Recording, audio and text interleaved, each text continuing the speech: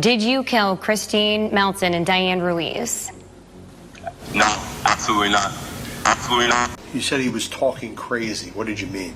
Crazy as far as, no, you don't understand, Josh, I killed people last night. He earned the name Deadpool Killer due to his name's resemblance to Marvel's notorious anti-hero. However, unlike the fictional character, Wade Wilson's real-life crimes and his chilling response to justice are deeply disturbing. This is the story of Wade Wilson, a double murderer and psychopath whose actions and demeanor would ignite outrage and disgust. On October 7, 2019, the serene community of Cape Coral, Florida, was shattered by an event of unspeakable horror and tragedy. The man behind this nightmare was Wade Wilson, whose actions on that fateful day left an indelible mark on the lives of countless residents. A day earlier, on October 6th, 25-year-old Wade Wilson ventured to the Buddha Live, a lively bar in Fort Myers, with his girlfriend of 6 months, Melissa Montanez. Arriving in Melissa's car, the evening began as a typical night out, filled with fun and laughter. However, the mood swiftly darkened. The couple clashed when Wade expressed his desire to visit someone's house, a suggestion Melissa firmly rejected. In a fit of anger, Wade stormed out of the bar. Melissa followed, only to witness Wade driving off in her car, abandoning her in the parking lot. Melissa quickly called her friend Amy, who came to her rescue and took her back to her place for the night. The next morning, Melissa discovered multiple missed calls from an unfamiliar number. When she returned the call, she was met with an enraged Wade on the other end of the line. Wade demanded to meet her, and given his history of substance abuse and violence, Melissa insisted on a public location for their encounter. They agreed on a spot in front of a business called Mila's Spa.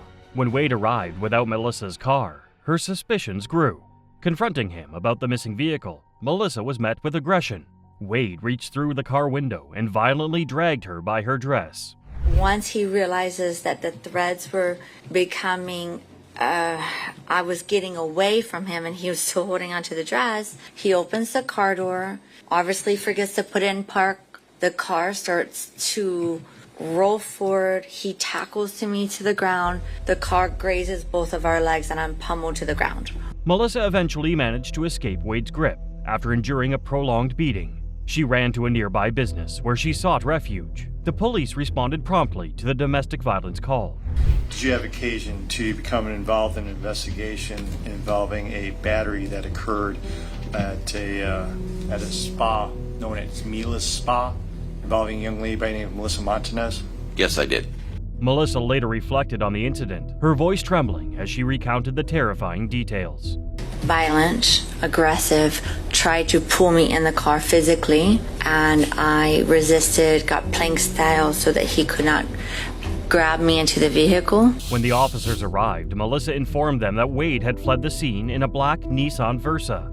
She also revealed that she had lived with him for 2 months prior to his arrest and subsequent imprisonment, which lasted nearly 4 months. You indicated that you noticed something inside? Correct, there was blood on the passenger door. So what did you do in response to when you saw blood on the interior of that vehicle? We ended up Officer Amata broke the driver's side window of the vehicle, and due to the circumstances of us not being able to get in contact with the registered owner, we broke the window and popped the trunk, and we checked the trunk to make sure that there was nobody inside. The number Wade used to call Melissa was traced to a woman named Kristine Melton, a name Melissa claimed she had never heard before. Officers proceeded to the address associated with the number, intending to arrest Wade for domestic violence. What they encountered at the residence was both disturbing and horrifying. When officers arrived at Kristine Melton's house, they found that police from another jurisdiction were already on the scene. The new officers quickly learned that Kristine Melton had been murdered in her home. She had been strangled to death while she slept. 35-year-old Kristine Melton was remembered as a woman who loved deeply and was known for her fierce protectiveness. A waitress by profession, she became the focus of a homicide investigation launched by Cape Coral authorities. Her car, a black Nissan Versa, was reported missing, adding another layer of urgency to the investigation. A close friend of Kristine's, her voice trembling and eyes glistening with tears, recounted the harrowing events of that dreaded night. It wasn't long before investigators made the connection, and Wade Wilson emerged as a suspect in Kristine Melton's murder. The same officer who had responded to Melissa's call was also tasked with confirming that the driver spotted by a witness in the restaurant parking lot was, in fact, Wade Wilson. Wait, we're not gonna have any problems. Just give me the keys to the car. No, 4-1. Gonna need a couple more minutes. Don't go anywhere. Hey. Oh, Despite the officer's efforts to delay him while calling for backup, Wade managed to escape. He drove over 6 miles to Hancock, where he sought help from a man named Josh, asking for money for a bus ticket to leave town.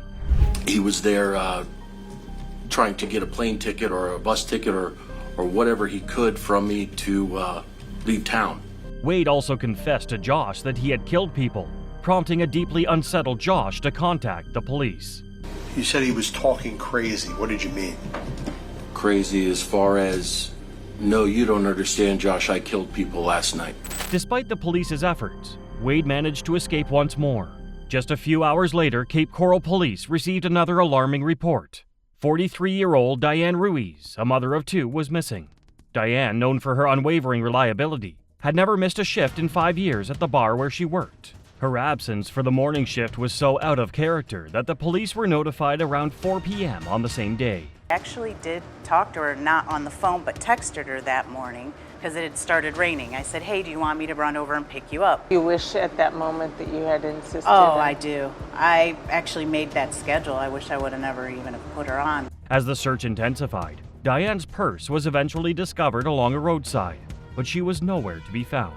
The only clues linking her to her disappearance were her purse and sightings of a black Nissan Versa traveling along the road between 10 and 11 a.m. Later that night, a breakthrough emerged in the investigation, connecting the dots between the 3 cases that were increasingly showing disturbing similarities. Following the alert issued for Wade after the assault on Melissa, a detective reached out to Wade's biological father, Stephen Testaseca. The detective instructed Stephen to inform him if Wade made any contact. Later that night, Wade did indeed call his father. Did he end up calling you later that evening? Yes, ma'am. And what did he tell you in that call that evening? He just told me, he did something. There was 2 people gone that would not be back. He said, I'm a killer.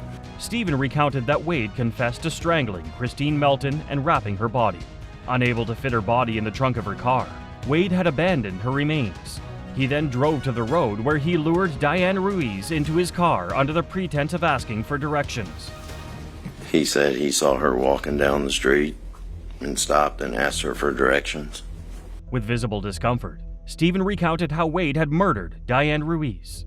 Wade had asked her for directions to a nearby school and persuaded her to guide him by getting into the car. After Diane entered the car, Wade attempted to strangle her, leading to a violent struggle. Tragically, Wade succeeded in strangling and beating her. As Diane tried to flee, Wade ran her over. Observing that Diane was still alive, he got back into the car and deliberately ran her over more than 20 times. Wade later called Stephen and bragged about his actions, stating he wanted Diane to look like spaghetti. What Mr. Wilson told law enforcement was that he had driven over her repeatedly and tried to make her look like spaghetti.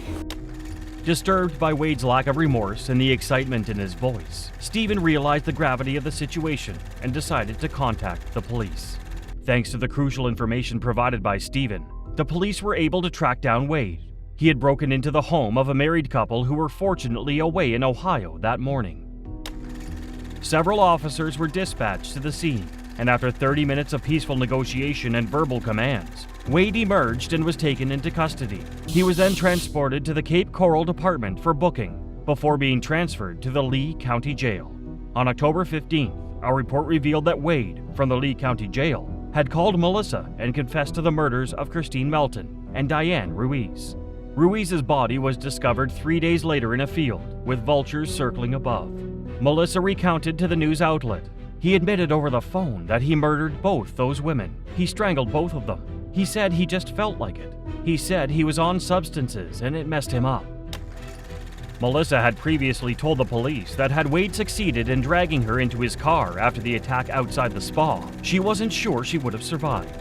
As it turned out, Melissa's fears were well-founded. 6 weeks after the brutal murders, Wade Wilson was indicted. He faced charges of 2 counts of first-degree premeditated murder, as well as 1 count each of battery, grand theft of a motor vehicle, burglary of a dwelling, and petty theft.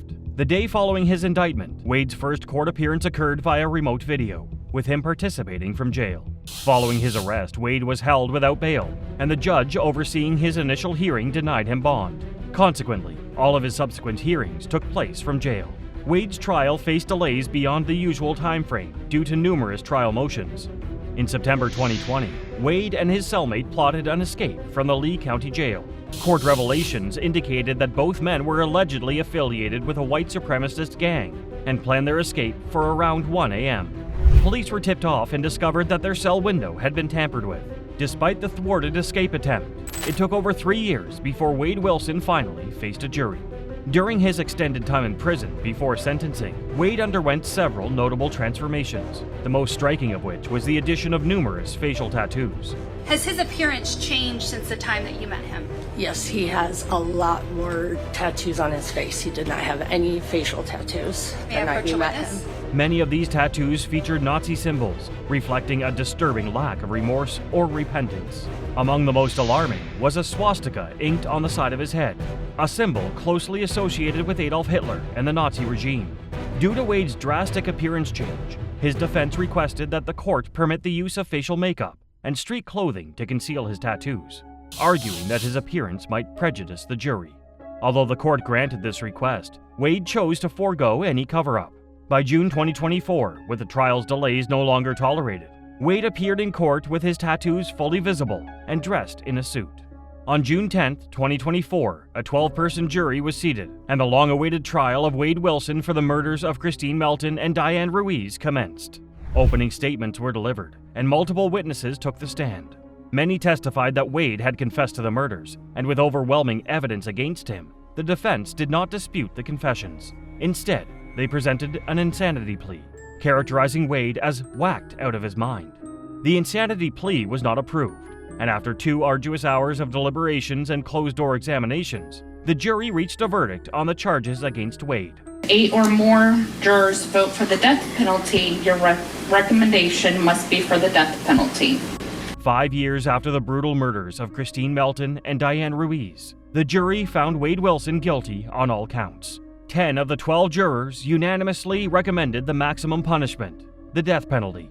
Throughout the trial and the reading of the verdict, Wade displayed no emotion, save for a smirk directed at the judge. His demeanor made it clear that he felt no remorse for his heinous actions, and if he harbored any fear of facing the death penalty, he never showed it. In an emotional reflection on the trial, one juror shared the profound impact it had on her. She expressed her heartfelt sentiments, saying, "I think the hardest part every day was seeing the families there and seeing how they've been impacted by their losses. I only had to put a month into this. They had to put in 5 years, and they're never going to get their loved ones back. So I felt really honored to be able to give them some sort of justice." The families of the victims were reported to have wept and expressed visible relief upon learning that Wade Wilson was finally going to be held accountable for his actions. Initially scheduled for July 23, 2024, Wade's sentencing has been delayed until August 27, 2024. Judge Nicholas Thompson will preside over the sentencing hearing, where he will decide whether to uphold the jury's recommendation of the death penalty. This postponement has undoubtedly added to the emotional strain on the victims' families, who have been seeking closure for nearly 5 years since the brutal murders of Kristine Melton and Diane Ruiz. The additional month of waiting serves as a stark reminder of the often slow-moving wheels of justice, even in cases with seemingly clear-cut evidence and confessions. Kristine Melton was my best friend and my cousin until October 7th, 2019. My father unfortunately passed away when I was only 11 years old. My mother was all I had left. She didn't think I gave her a kiss goodbye. Had you? Of course. If the death sentence is confirmed on August 27th, Wade, now 30 years old, will be transferred to Florida's death row at Union Correctional Institution. One man's actions tragically altered countless lives, and in the case of Wade Wilson, he forced his biological father into profound emotional turmoil. Stephen Testaseca grappled with the decision of whether to report that his son, whom he had fathered in his early teens, was a murderer and a psychopath. As the community of Cape Coral, Florida, continues to heal from these shocking crimes, All eyes will be on the courthouse on August 27th, awaiting the final decision that will determine Wade Wilson's fate. Now let's turn our attention to these dangerous teens who have put their parents through a similar ordeal as Wade's father experienced.